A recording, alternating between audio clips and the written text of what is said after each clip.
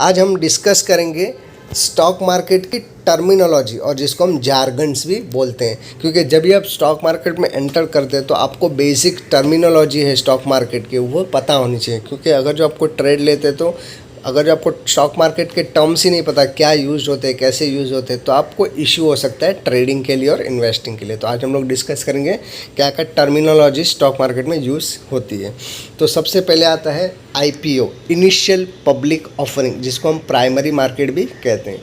Normally company जब incorporate होती है तो as a private limited company होती है, तो कंपनी को शेयर बाज़ार में आना है तो उसको पहले तो कन्वर्ट करना पड़ता है पब्लिक लिमिटेड कंपनी में। तो प्राइवेट से फर्स्ट उसको स्टेप होता है पब्लिक में कन्वर्ट होने में, फिर पब्लिक में कन्वर्ट होने के बाद उसको अभी शेयर बाज़ार में आना है वो कंपनी को। तो शेयर बाज़ार में IPO के थ्रू अपने शेयर को लिस्ट करवाती है।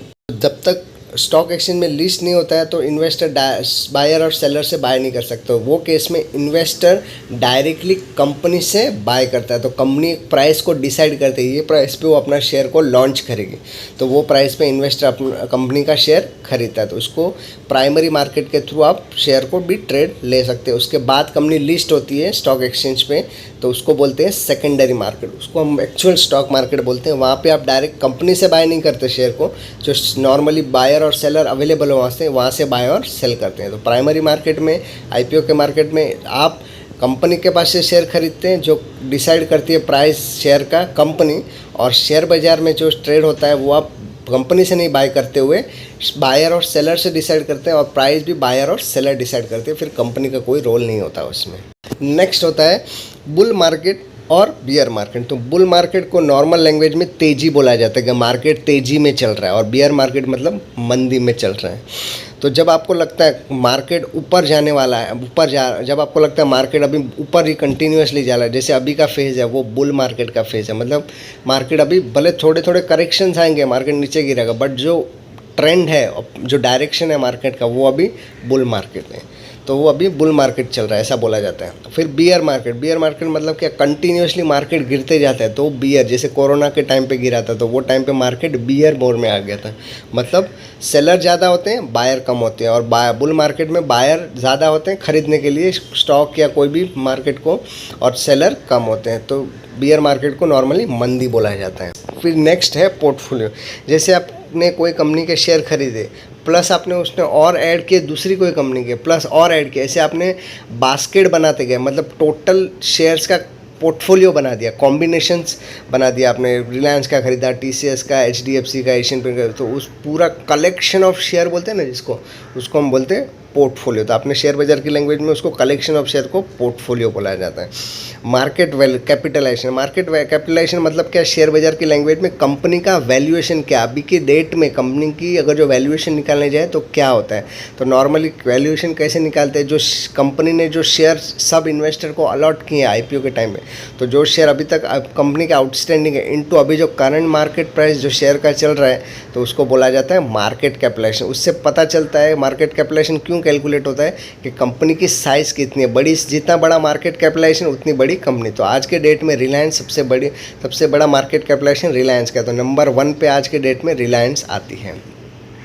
फिर नेक्स्ट आता है बिड और आस्क। बिड मतलब क्या, जब आप कोई स्टॉक को बाय करना चाहते हो और कोई प्लेस करते हो ऑर्डर, तो वो आपने बायर बन गए, तो बिड लगाया आपने, मुझे ये 100 रुपये चल रहा है तो 95 पे ख़रीदना है, तो 95 बिड प्राइस है। बट सामने सेलर जो अगर बैठा है 100 रुपये पे, तो उसको आस्क बोलते हैं, आस्क प्राइस। मतलब सेल करना है आपको, जैसे आपको अभी सेल करना है, तो आपने सपोज लगाया 105 रुपये, तो आप सेलर बन गए, तो आस्क लगाया आपने। तो बिड मतलब बाइंग प्राइस और आस्क मतलब सेलिंग प्राइस।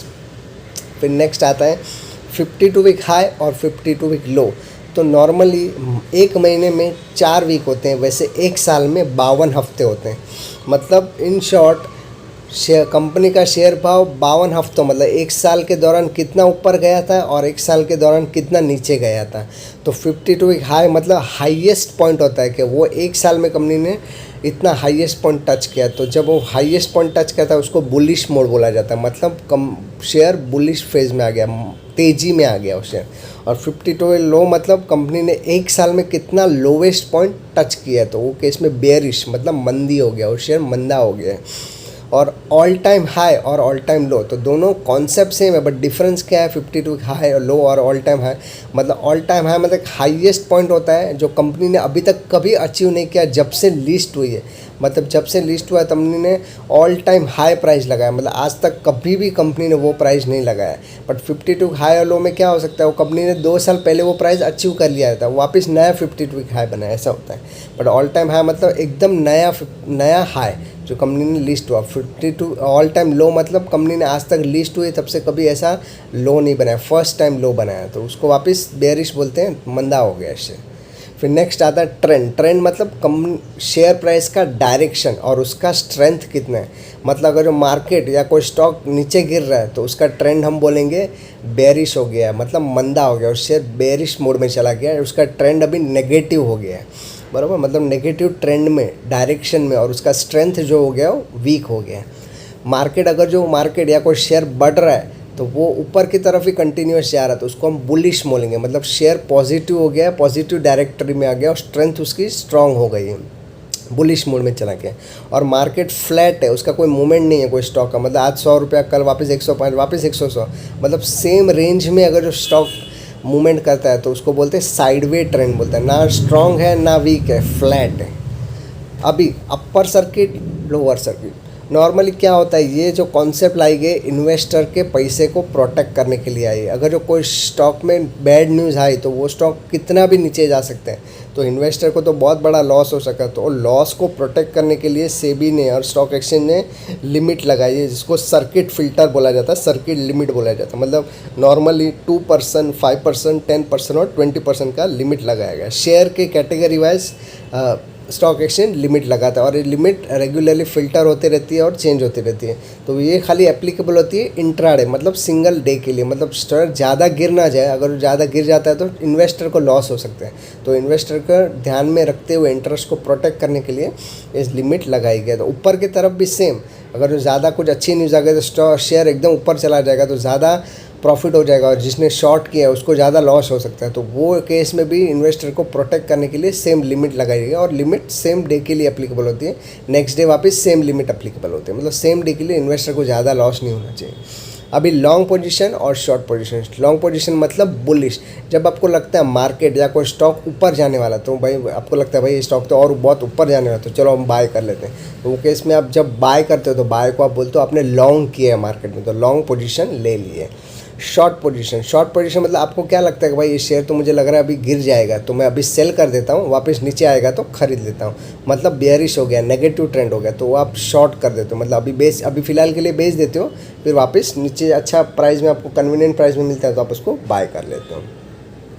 नेक्स्ट होता है मार्केट ऑर्डर और लिमिट ऑर्डर। मार्केट ऑर्डर मतलब क्या है, जब आप कोई शेयर को बाय और सेल करना चाहते हो तो अभी जो करंट मार्केट प्राइस में जो शेयर ट्रेड हो रहा है वो मार्केट प्राइस पे आप सौदा डाल देते हो आपका बाय और सेल का। मतलब जो अभी आपको बाय करना है तो सेलर जो प्राइस पे बैठा है तो आप वो प्राइस पे रेडी हो जाते हो और बाय कर लेते हो, और सेल करना है तो बायर जो प्राइस पे बैठा है वो आप पे सेल कर देते हो। और लिमिट ऑर्डर मतलब क्या, नहीं भाई जो मुझे बाय करना है बट सेलर अभी 100 पे बैठा है, मुझे 100 पे नहीं लेना, मुझे मेरे प्राइस पे डिसाइडेड है, तो मैं 90 पे ही खरीदूंगा या 95 XYZ प्राइस पे आपको खरीदना, तो वो आपने आपका लिमिट डिसाइड किया। मतलब मार्केट ऑर्डर में जो प्राइस है वो डिसाइड करता है मार्केट, और लिमिट ऑर्डर मतलब आपने आपका प्राइस, आपकी कन्वीनियंस के हिसाब से आप ऑर्डर लगाओ तो लिमिट ऑर्डर बोला जाता है। फिर नेक्स्ट आता है म्यूचुअल फंड और एक्सचेंज ट्रेडेड। म्यूचुअल फंड क्या है, जिसको अगर वो शेयर बाज़ार ज़्यादा नहीं समझता, शेयर बाज़ार कैसे चलता है, उसको रिस्क नहीं लेना है, तो क्या करता है म्यूचुअल फंड में पब्लिक इन्वेस्ट करता है। तो म्यूचुअल फंड क्या है कि फंड मैनेजर क्या करता है, हर एक, जैसे आप हो मैं हूँ, ऐसे ग्रुप ऑफ पीपल के पास से पैसा कलेक्ट करता है और वो पैसे को शेयर बाज़ार में लगाता है। मतलब इन शॉर्ट आप शेयर बाज़ार में इन्वेस्ट नहीं कर सकते, तो आपके बिहाफ में फ़ंड मैनेजर आपके पैसे को मैनेज करता है और अपनी एक्सपर्टीज़ के स्किल के हिसाब से शेयर्स में डालता है। मतलब हमको नॉलेज नहीं है तो फंड मैनेजर अपना एक्सपर्टीज़ और नॉलेज के हिसाब से शेयर बाज़ार में पैसा, अल्टीमेटली पैसा शेयर बाज़ार में ही आता है बट विथ एक्सपर्टीज़ और स्किल, और उसके लिए फ़ंड मैनेजर हमसे छोटी सी फीस चार्ज करता है जिसको हम एक्सपेंस रेशो बोलते हैं। फिर नेक्स्ट आता है एक्सचेंज ट्रेडेड फंड। तो एक्सचेंज ट्रेडेड फंड भी म्यूचुअल फंड ही है, बट इसमें खाली एक ही डिफरेंस है, म्यूचुअल फंड जो होते हैं शेयर बाज़ार में ट्रेडिंग नहीं होते, और एक्सचेंज ट्रेडेड फंड है वो शेयर बाज़ार में एक्चुअली आप उसको ट्रेड कर सकते हो, ट्रेड लग सकते हो, आपके हिसाब से आप ट्रेड लग सकते हो। उसमें फ़ंड मैनेजर क्या करता है, जो डिफ़ॉल्ट निफ्टी 50 में 50 स्टॉक है तो उसको बाय डिफ़ॉल्ट जो निफ्टी 50 के 50 स्टॉक है उसमें ही इन्वेस्ट करना, उसको अपना स्किल नहीं लगाना है वहाँ पे।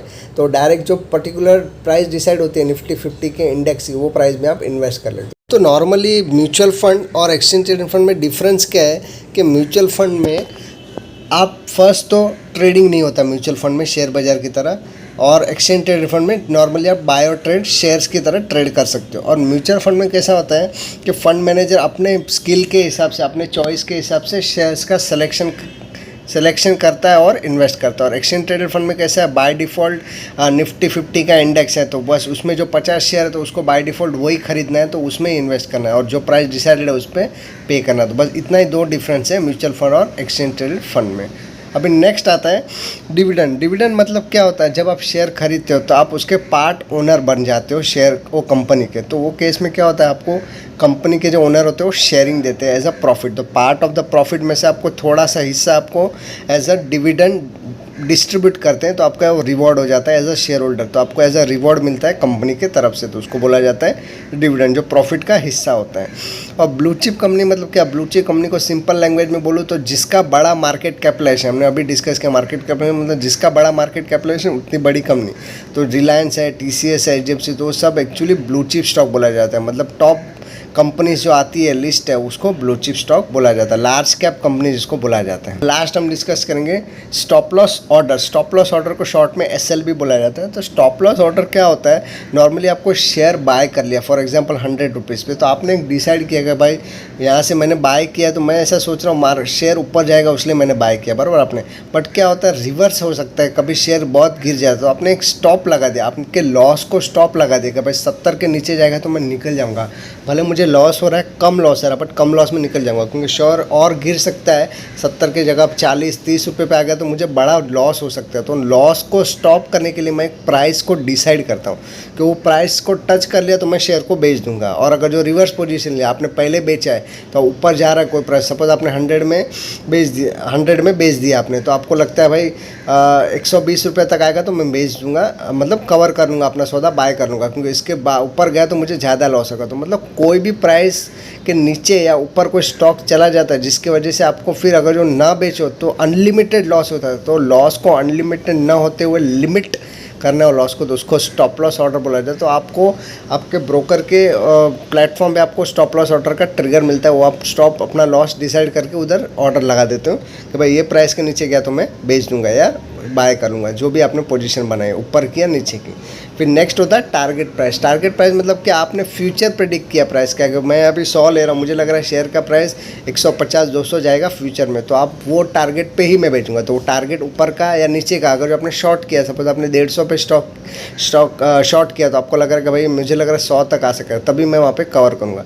मतलब इन शॉर्ट आपने फ्यूचर प्राइस प्रेडिक्ट करके वो स्टॉक में लॉन्ग या शॉर्ट पोजीशन, लॉन्ग मतलब बाय किया है, शॉर्ट मतलब सेल के लिए। तो आज के लिए बस इतना ही।